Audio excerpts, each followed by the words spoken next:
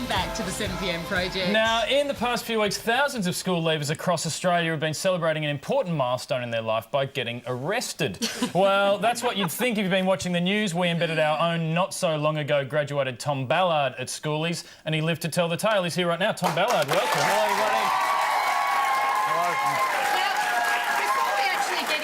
Is it true that you never actually did schoolies? I didn't go to school in year 12. It's the normal excuse. I was at musical theatre camp. So you can imagine the kind of sex I was getting. This is your first true schoolies experience. This is my first school experience, and it's really not as bad as current affair programming would have us believe. I think thanks to the countless volunteers who are out there taking care of the schoolies. I dropped into Surfers Paradise, or as I like to call it, where education goes to die, to see what really goes on. Check it out.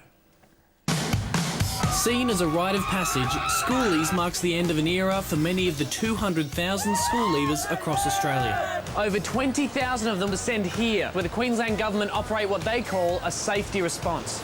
Part of that response has seen funding provided for volunteer organisation The Red Frog Crew, who use Allen's Red Frogs as an in to build a trusting relationship with the masses.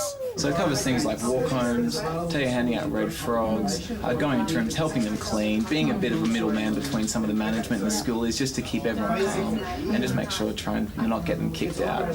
How does this stack up to your average schoolie's house? Is this pretty good? It's pretty average. It's pretty average. Yeah. You've seen worse? You've seen worse? And more sty. I expected more vomit. With thousands of partygoers converging in the one place, Schoolies puts a strain on nearly everyone, especially the Queensland Ambulance Service. What's sort of a typical night for you guys here at the ambulance service? Okay, a typical night for us is we'll deal with a multitude of cases. Majority of those will be youth that have cut their foot, got minor sprains and strains, all the way through to the unfortunately heavy intoxicated youth. The morning after, waking up who knows where next to who knows who. To see the sunrise and we missed it. It's 5 a.m. and we're still going. We came from home and we're going for a feed.